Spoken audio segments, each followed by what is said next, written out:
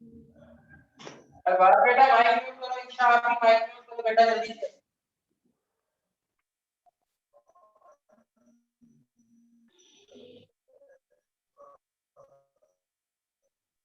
बात mic mute करो बेटा।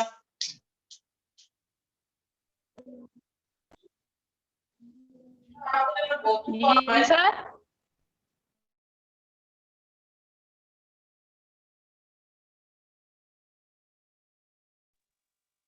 अच्छा चलिए बेटा स्टार्ट करते हैं। सब बच्चे अपने अपनी बुक का पेज नंबर 17 ओपन करें।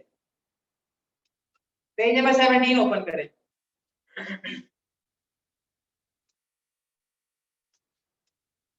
पेज नंबर 17 ओपन करें। Difference between ion and free radical. बेटा इसके ऊपर सिर्फ क्वेश्चन लिख लें, what is difference between ion and free radical. What is difference between ion and free radical, इसके ऊपर आप क्वेश्चन लिख लें जल्दी से।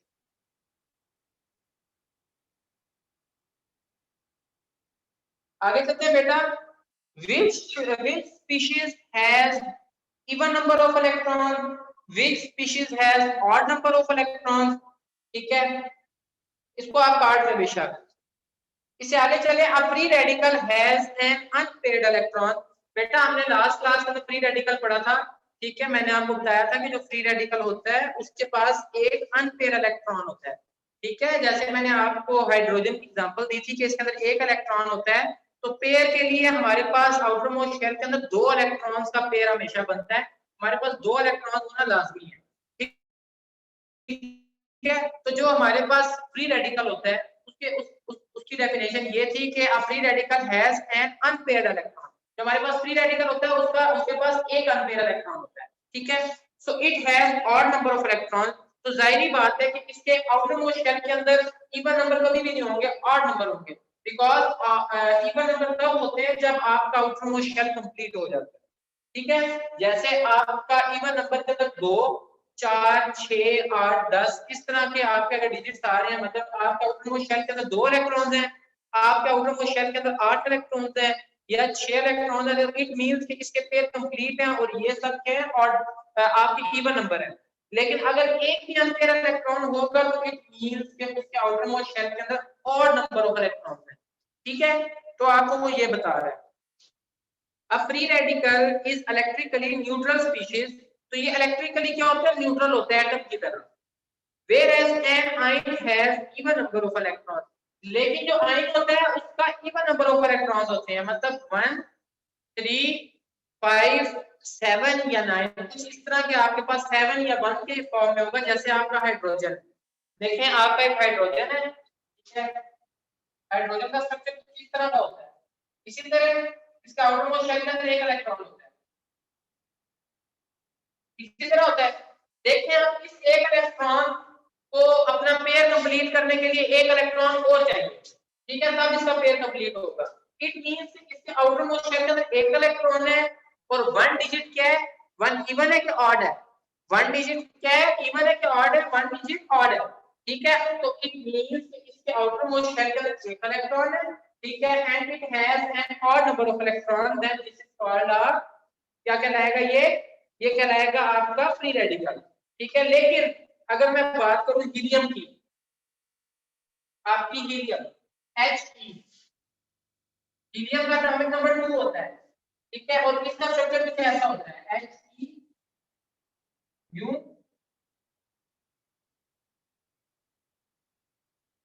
अब देखिए हीलियम जो है इसके आउटर मोस्ट शेल में 2 इलेक्ट्रॉन है, पेयर कंप्लीट है इसका। 2 क्या है बेसिकली, 2 क्या है हमारे पास, 2 हमारे पास है इवन नंबर है। तो इट मींस कि इसके आउटर मोस्ट शेल में 2 इलेक्ट्रॉन है, पेयर कंप्लीट है और इसके पास इवन नंबर ऑफ इलेक्ट्रॉन है आउटर मोस्ट शेल के अंदर, ठीक है। तो हीलियम क्या कहलाएगा आपका, हीलियम क्या कहलाएगा आपका, हीलियम आपका कहलाएगा इवन नंबर ऑफ इलेक्ट्रॉन वाला सेट। आगे चलते हैं dot indicates an unpaired electron. अब अगर आपने मतलब डॉट स्ट्रक्चर बनाना है बेटा, एक होता है सर्कुलर स्ट्रक्चर, जो मैंने अभी स्ट्रक्चर बनाया था उसको सर्कुलर स्ट्रक्चर बोलते हैं, ठीक है, या एटॉमिक स्ट्रक्चर भी बोलते हैं। एक होता है डॉट स्ट्रक्चर। डॉट स्ट्रक्चर कैसे होता है आपका, जैसे आपके पास क्लोरीन है, क्लोरीन के आउटर मोस्ट शेल के अंदर 7 इलेक्ट्रॉन्स होते हैं, ठीक है। तो हम क्या करते हैं, एक डॉट एक ये पेयर में आ जाते हैं, दूसरा डॉट का पेयर ये, तीसरा डॉट का पेयर ये, तीसरे पेयर के डॉट, और ये जो ऊपर एक डॉट है, मींस के इसके पास सारे पेयर कंप्लीट है, लेकिन एक पेयर है वो क्या है, कंप्लीट नहीं है। तो इट मींस कि क्लोरीन जो सा है इसके आउटर मोस्ट शेल के अंदर 1 2 3 4 5 6 7 इलेक्ट्रॉन है, ठीक है। और 7 क्या है, इवन है कि ऑड है? 7 क्या है, 7 ऑड नंबर है। इट मींस कि क्लोरीन का आउटर मोस्ट शेल के अंदर एक अनपेयर इलेक्ट्रॉन है, इसके पास 7 इलेक्ट्रॉन है, तो ये ऑड नंबर ऑफ इलेक्ट्रॉन्स पे आ रहा है, ठीक है। आगे चलते हैं बेटा। तो इस फॉर्म के अंदर ये क्या कहलाएगा, फ्री रेडिकल, ठीक है। इसके पास एक अनपेयर इलेक्ट्रॉन है, तो this is called free radical. लेकिन जब ये किसी से इलेक्ट्रॉन ले लेता है, ठीक है, ये हमेशा क्या करता है, क्लोरीन मैंने आपको बताया था इसके ऊपर हमेशा नेगेटिव चार्ज आता है, तो ये क्या होता है, ये हमेशा किसी न किसी से इलेक्ट्रॉन लेता है, ठीक है। कैटायन की फॉर्म में ये हमेशा किसी से इलेक्ट्रॉन लेता है। जब ये किसी से इलेक्ट्रॉन ले लेगा, ये नेगेटिव हो जाएगा, ठीक है। तो एक पे ये किसी से ले लेगा इलेक्ट्रॉन, तो इसका आउटर मोस्ट शेल कंप्लीट हो जाएगा, इसके पास 8 इलेक्ट्रॉन्स आ जाएंगे। लेट्स सपोज इसने H से ले लिया, हाइड्रोजन से एक इलेक्ट्रॉन ले लिया, तो इसके पास क्या हो जाएगा, ये वाला पेयर कंप्लीट हो जाएगा। तो फिर ये क्या कहलाएगा, फिर ये कहलाएगा क्लोराइड आयन, ठीक है, आयन बन जाएगा, ठीक है, दिस इज कॉल्ड आयन। और ये कौन सा आयन बनाएगा, क्लोराइड आयन। तो फिर ये आयन बन जाएगा, फिर ये फ्री रेडिकल नहीं रहेगा, ठीक है। तो ये डिफरेंस है आपका आयन और फ्री रेडिकल। आगे चलते हैं बेटा। किसी बच्चे को ये इस बात को समझ में आई है तो हैंड रेज कर दो। बेटा हैंड रेज करें, किसी बच्चे को समझ नहीं आई तो।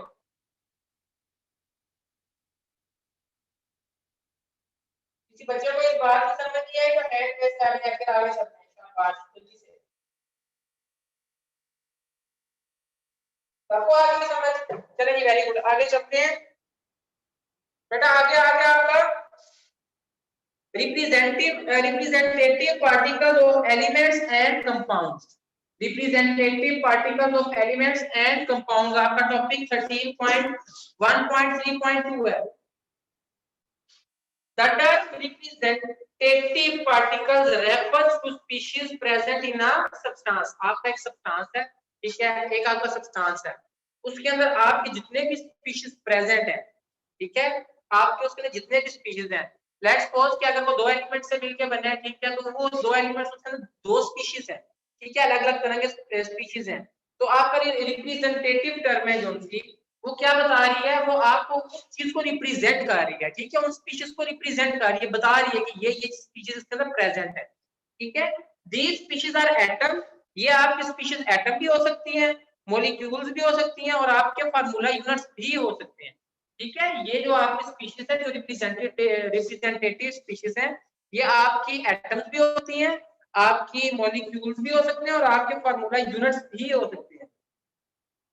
For instance, water exists as molecule, carbon exists as atom। जो आपका वाटर होता है वो एक मॉलिक्यूल है, ठीक है। जी बेटा, आपका हैंड रेज हुआ है, कृष्ण विकास, बताइए क्या प्रश्न है आपका।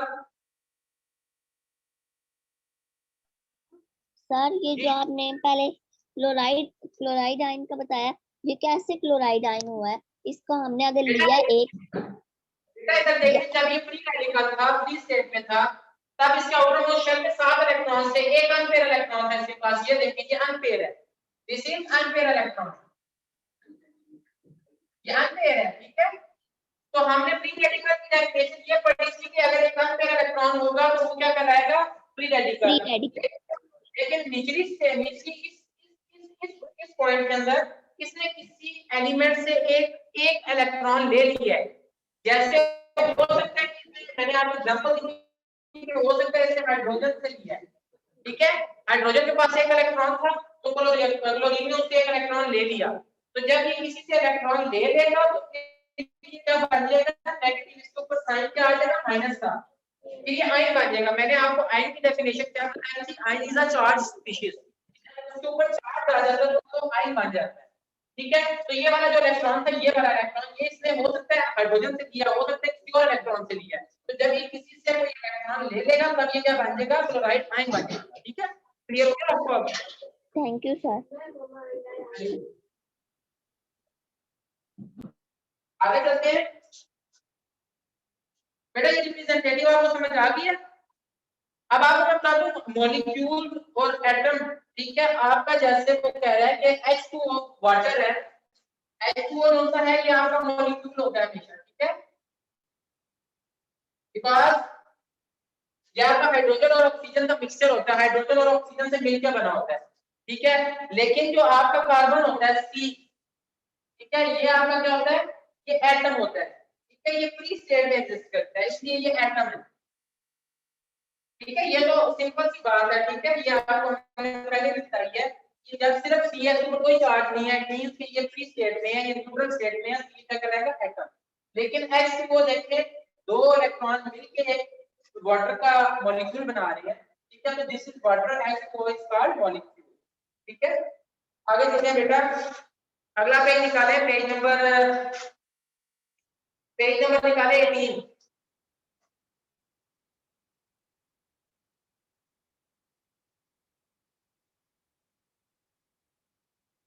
बेटा मॉलिक्यूल हमने पढ़ लिया, अब आगे हम पढ़ेंगे कि आपका मोनोएटॉमिक और पॉलीएटॉमिक क्या होती है, ठीक है, मोनोएटॉमिक और पॉलीएटॉमिक।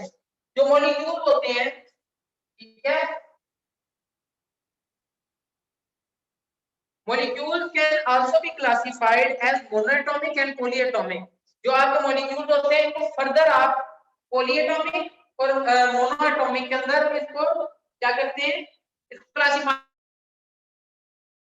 कर देते हैं, ठीक है, इसको डिवाइड कर देते हैं। insert gases consist of monoatomic molecule। आपकी जितने भी insert gases होती हैं, आप जब आगे जाके पीरियोडिक टेबल पढ़ोगे तो उसके अंदर जो लास्ट ग्रुप होता है वो सारी insert gases का होता है, इनको नोबल गैसेस भी कहा जाता है, ठीक है। वो कौन कौन सी है, हीलियम, नियॉन, आर्गन, फ्रेक्सोन और रैंडम, ठीक है। ये आपकी ऐसी गैसेस हैं जो सी आपकी आखिरी शेल के अंदर, आपके पीरियोडिक टेबल के अंदर एंड के ऊपर होंगे, ठीक है, आगे जाके आप पढ़ो, ठीक है। तो वो क्या कह रहा है, inert gases consist of monoatomic, ठीक है, ये मोनोएटॉमिक कहलाएंगे, ठीक है। वो क्यों कहलाएंगी, ये आगे जो आपका ब्लैक शेडेड वाली आगे हम पढ़ने लगे हैं, ये इसकी डेफिनेशन है। A molecule that contains only one atom is called monoatomic। एक ऐसा मॉलिक्यूल, ठीक है, एक ऐसा एलिमेंट, ठीक है, जो सिर्फ जिसके अंदर सिर्फ एक एटम होता है, मतलब कहने का ये है कि किसी के साथ रिएक्ट नहीं किया होता, उसने वो न्यूट्रल या वो फ्री स्टेट के अंदर एग्जिस्ट कर रहा होता है, तो वो आपका क्या कहलाता है, वो आपका मोनोएटॉमिक कहलाता है, ठीक है। जैसे आपकी हीलियम है, He है बेटा, आप हीलियम के ऊपर पूरी बुक के अंदर बल्कि पूरी केमिस्ट्री के अंदर कभी प्लस या माइनस ही देखोगे, ठीक है, आप इसके ऊपर कभी भी प्लस या माइनस नहीं देखोगे।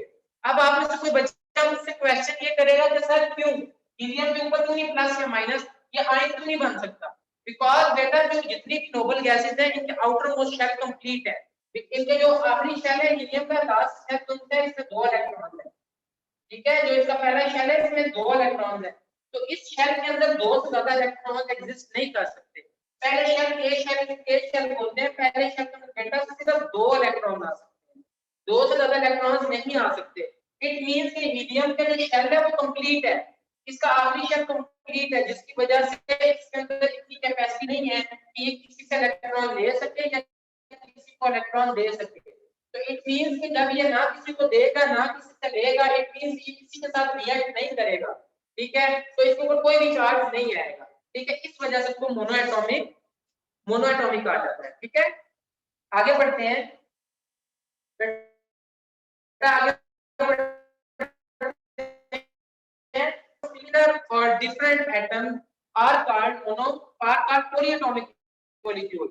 बेटा ऐसे बाकी हीलियम गैसेस के अलावा जितने भी एलिमेंट्स हैं, ठीक है, वो सब क्या कहलाते हैं, पॉलीएटॉमिक कहलाते हैं।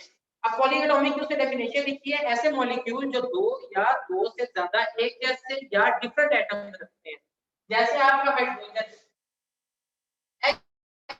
H2, H2 हमेशा क्या कहलाता है, आप देखेंगे H2 पर हमेशा कोई ना कोई चार्ज ही आ सकता है, प्लस का चार्ज हो सकता है, ठीक है। आप हाइड्रोजन को देखें, उसके बाद आप ऑक्सीजन को देखें, ठीक है, तो ये क्या कहलाएंगे, ये क्या कहलाएंगे आपके, ये आपके कहलाएंगे पॉलीएटॉमिक, ठीक है, इसके अंदर ज्यादा होते हैं, पॉली का मतलब कितना ज्यादा होता है, ठीक है, पॉली कहते हैं ज्यादा और मोनो कहते हैं एक, ठीक है, आपको मैंने मीनिंग बता दिया। पॉली कहते हैं ज्यादा, पॉलीएटॉमिक का मतलब क्या है कि जिसके अंदर ज्यादा एटम होंगे। मोनोएटॉमिक का मतलब क्या है, जिसके अंदर सिर्फ एक एटम होगा। ठीक है, पॉलीएटॉमिक ज्यादा एटॉमिक, मोनोएटॉमिक एक एटम, एक एटम होगा जिसके साथ। तो आपको समझ आ गया पॉलीएटॉमिक और मोनोएटॉमिक। ठीक है, इसकी डेफिनेशन आपने लिखनी है, इसके ऊपर क्वेश्चन लिख लें। Define monoatomic and polyatomic molecules. Define monoatomic molecules and polyatomic molecules. जल्दी से लिखें।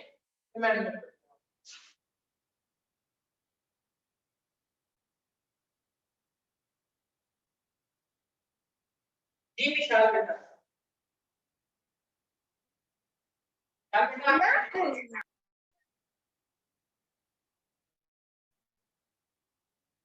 जी बेटा क्या क्वेश्चन है आपका? विशाल नसीम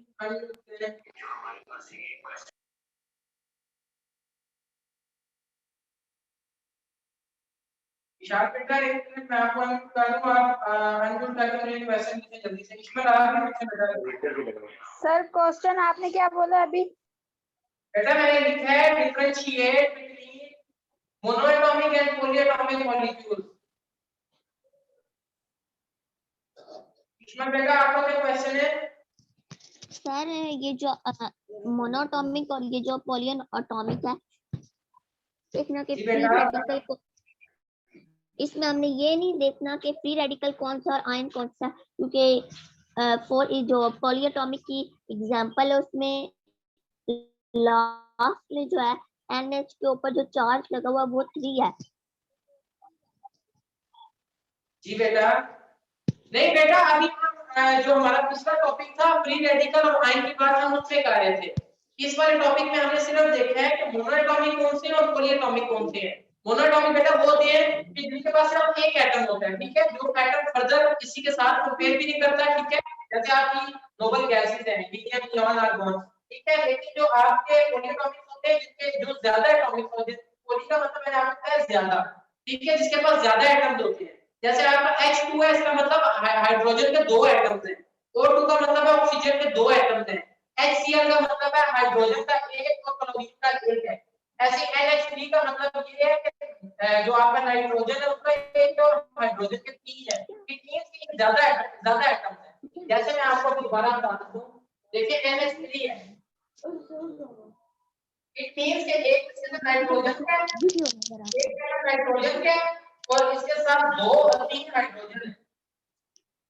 अब देखें कितने एटम हैं, 1 2 3 4, 4 एटम है। ठीक है, 4 एटम है ना, तो इट मींस कि ये पॉली है कि मोनो है? ये पॉली है, ये ज्यादा एटॉमिक है। ठीक है, इसके अंदर आपने आयन का फ्री रेडिकल भी देखना है, ये सारे एटम्स ही हैं। अभी हम एटम्स ही पढ़ रहे हैं। ठीक है,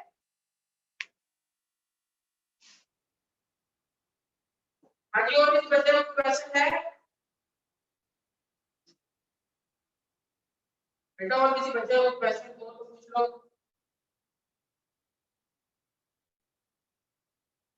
हैंड रेज करो, शाबाश।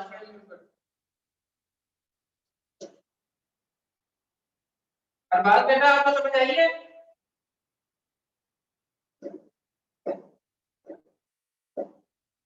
और बात समझ आई है आपको बेटा? अनम्यूट करें।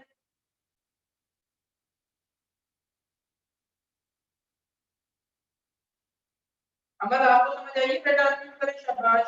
जी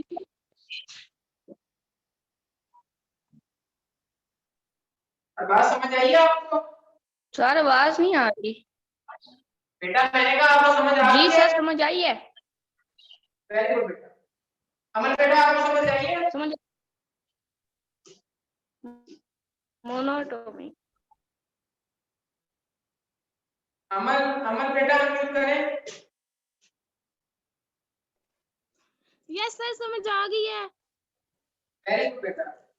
अच्छा इतना बेटा आपको समझ आई है? Yes sir.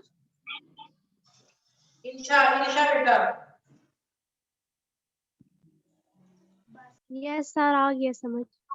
Very good. अच्छा बेटा आप एक दफा पिछला जो मैंने आपको टॉपिक पढ़ाया था आयन का time molecular ion free radical, इसको एक दफा रिवाइज करें, मैं अभी आपसे सुनूंगा। ठीक है, जैसे फिजिक्स का सुना मैंने। सारे बच्चे जल्दी से रिवाइज करें, मैं अभी आपको सुनूंगा। अच्छा पिछला टॉपिक था जो हमारा, जल्दी से रिवाइज करें, जल्दी से रिवाइज करें सारे बच्चे, मैं अभी आपको सुनूंगा, ठीक है।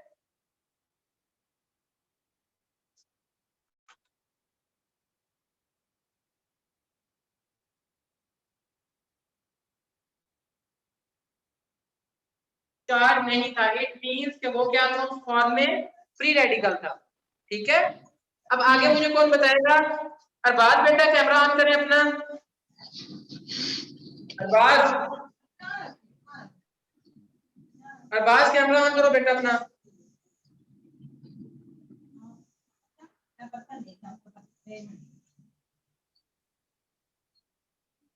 Very good. अरबाज माइक भी अनम्यूट करो बेटा अपना। अरबाज बेटा कैट आइन और एन आइन क्या होता है, जल्दी से बताएंगे।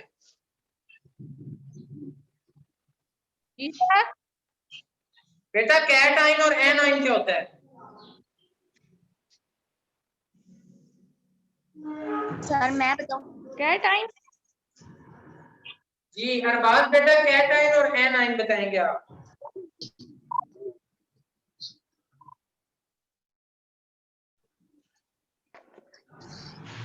जल्दी से बताएंगे, नहीं आता आपको तो बता दें नहीं आता।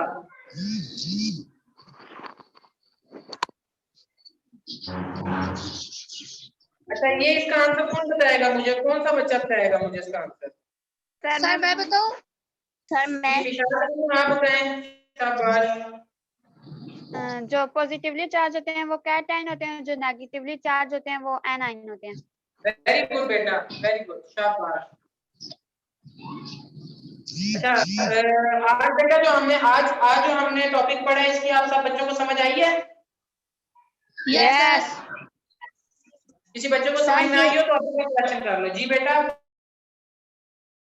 सर ये रिप्रेजेंटेटिव पार्टिकल्स वाला है। बेटा रिप्रेजेंटेटिव पार्टिकल्स है, ठीक है। द टर्म रिप्रेजेंटेटिव पार्टिकल, बेटा रिप्रेजेंट कहते हैं किसी चीज को रिप्रेजेंट करना, मतलब उसको बताना, उसको पेश करना, ठीक है। तो रिप्रेजेंटेटिव का the term representative particles refers to the species present in a substance. आपका एक सब्सटेंस है, उसके अंदर जो प्रेजेंट स्पीशीज है, ठीक है, उसको रिप्रेजेंट कर रहा होता है ये चीज, ठीक है। जैसा कि these species are atom, molecule और फार्मूला यूनिट। ये स्पीशीज आपकी एटम भी हो सकती है, ठीक है, आपकी मॉलिक्यूल भी हो सकती है, और फार्मूला यूनिट, जैसे अभी आगे जाके हम पढ़ेंगे फार्मूला यूनिट, तो फार्मूला यूनिट भी हो सकता है, ठीक है। उसको रिप्रेजेंट जो कर रहा होता है, ठीक है, ये आपका रिप्रेजेंटेटिव पार्टिकल्स कहलाते हैं, ठीक है। और infinite water exist as a molecule, जो आपका पानी होता है वो एक मॉलिक्यूल होता है, आपको मैंने यहाँ बताया था। उसके बाद कार्बन अगर आपका फ्री स्टेट में, तो वो एक एटम होता है, ठीक है। तो ये आपका रिप्रेजेंटेटिव पार्टिकल होता है। Thank you sir. Very good बेटा। अच्छा और किसी बच्चे को क्वेश्चन है तो पूछ लो। No sir. ठीक है बेटा, आज के आपके यही दो टॉपिक थे, ठीक है। कल इंशाल्लाह हम दोबारा, आपका या तो कल कंप्यूटर का पीरियड होगा, या आप में से बायो वाला कौन सा बच्चा है? सर मैं अच्छा बायो वाले बच्चे हैं, ठीक है बेटा। इंशाल्लाह कल आपके साथ मुलाकात होगी दोबारा। आपने घर से एच चेक करना है, ठीक है, और ये एच आपका चेक हुआ करेगा इंशाल्लाह। वीकेंड के ऊपर आपने स्कूल आके चेक करवाया करना है, ठीक है। ओके सर ये जो आपने ठीक है बेटा। सर ये जो आपने फिजिक्स के आज क्वेश्चन पूछे हैं, हमारा अगर टेस्ट हो तो इसमें हमसे ये पूछा जा सकता है कि आप प्लीज काउंट बताएं स्क्रू गेज का, वर्नियर कैलिपर का। जी बेटा, इसी तरह के क्वेश्चन आ सकते हैं, ठीक है। आपका इस तरह का क्वेश्चन भी आ सकता है शॉर्ट क्वेश्चन में, डिफाइन लीस्ट काउंट या what is the least count of screw gauge, ठीक है। तो आपने उसको बताना है कि लीस्ट काउंट क्या होता है स्क्रू गेज का। आपका ये भी क्वेश्चन आ जाता है डिफाइन स्क्रू गेज, तो इट मींस कि आपने सिर्फ डिफाइन करना है, ठीक है। अगर आपका क्वेश्चन 3 नंबर का क्वेश्चन आ रहा है, शॉर्ट क्वेश्चन आ रहा है डिफाइन स्क्रू गेज, तो आपने सिर्फ डिफाइन करना है। आपके इस तरह के भी क्वेश्चन आ सकते हैं what is the zero error of screw gauge, तो आपने वो भी लिखना है। और अक्सर आपका इतना भी होता है कि आपका लॉन्ग में एक ही क्वेश्चन आ जाता है एक्सप्लेन स्क्रू गेज। फिर आपने क्या करना है, फिर आपको जो मैंने उस दिन बताया था कि आपने उसकी डेफिनेशन भी, उसकी डायग्राम भी, उसकी डायग्राम के पार्ट्स भी, आपने उसका लीस्ट काउंट भी, जीरो एरर्स भी, नेगेटिव पॉजिटिव जीरो एरर्स सब कुछ लिखना है, ठीक है। आपने पहले देखना है कि क्वेश्चन शॉर्ट है या क्वेश्चन लॉन्ग है, फिर according to the question marks आपने उसके हिसाब से उस क्वेश्चन को लिखना है। ठीक है, अब ये ना हो कि आपका शॉर्ट क्वेश्चन आया और आप वहां पे लॉन्ग लिखने बैठ जाओ। ठीक है, तो इस तरह नहीं करना आपने। Okay sir. ठीक है, इसमें बेटा समझ आइए आपको? यस सर, सारे डाउट्स क्लियर हो गए। जी जी बिल्कुल, अगर आपका शॉर्ट में ही आता है तो आपने शॉर्ट में ही करना है। ठीक है बेटा, कोई कंफ्यूजन तो नहीं है आप किसी बच्चे की? चले ठीक है बेटा, ठीक है, आज की आपकी डायरी यही थी। ठीक है, आप नेक्स्ट क्लास में इंशाल्लाह आप आगे करेंगे। ठीक है, अपना ख्याल रखिएगा। टेक केयर, अल्लाह हाफिज।